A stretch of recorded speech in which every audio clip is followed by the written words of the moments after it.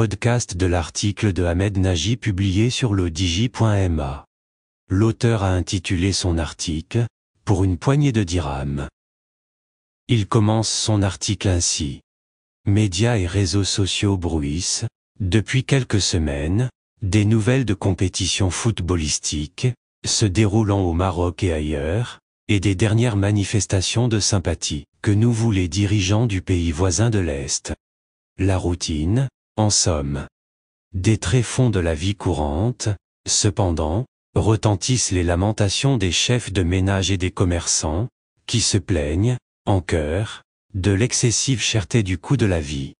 En écho, le rapport 2023 du Forum économique mondial, présenté à Davos à la mi-janvier, classifie 5 risques auxquels est confronté le Maroc. En tête de ces risques, la crise du coût de la vie. L'auteur poursuit son article ainsi. Le Haut Commissariat au Plan évalue le taux d'inflation à 6,6% en 2022. Phénomène mondial, alimenté par le choc des titans Russie-Occident sur le champ de bataille ukrainien, l'inflation semble s'installer durablement, selon l'avis de plusieurs experts. À l'instar d'autres banques centrales à travers la planète, Banque Al Maghrib a procédé, l'année écoulée, à 2 hausses successives, de 50 points de base chacune, du taux directeur. L'objectif étant, bien entendu, de brider cette dévorante inflation. Le hic est que la dite inflation a explosé alors que la relance post-Covid peine à se concrétiser. C'est-à-dire qu'au moment où les opérateurs économiques ont le plus besoin de fonds pour redynamiser les activités productives, le coût du crédit bancaire repart à la hausse. Affamé de liquidités, le système bancaire cède ses bons du trésor, sur le marché secondaire, à une banque Al Maghrib amenée à intervenir. Mais d'où vient cet argent ? L'auteur précise ainsi.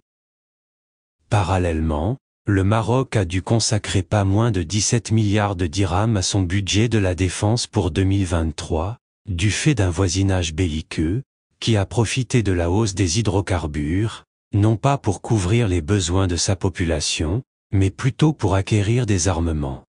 Le taux d'endettement public du Maroc est de l'ordre de 82,5% du PIB, un rapport qui devrait atteindre 83,2% en 2023. Les emprunts contractés par le Royaume à l'international servent essentiellement à assurer le remboursement des échéances. Qui dit nouveaux emprunts, pour une économie qui peine à générer suffisamment de richesses afin de payer ses dettes, dit forcément des conditions d'octroi de crédit, qui éludent les besoins des secteurs sociaux. D'où l'estimation du Forum économique mondial, selon laquelle le renchérissement continu du coût de la vie constitue une menace pour la stabilité sociale du Maroc. Ainsi, faire basculer les bénéficiaires du RAMED vers la Caisse nationale de la sécurité sociale est sûrement une bonne chose, mais demander à des indigents de verser des cotisations est une moins bonne idée. L'auteur conclut son article ainsi.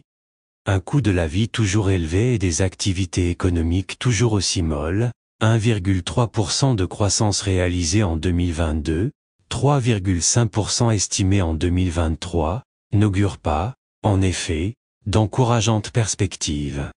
Le Maroc se retrouve-t-il au bord de la crise cardiaque, comme il y a près de 3 décennies ? Rédigé par Ahmed Nagy, élu par l'intelligence artificielle de ledigi Media.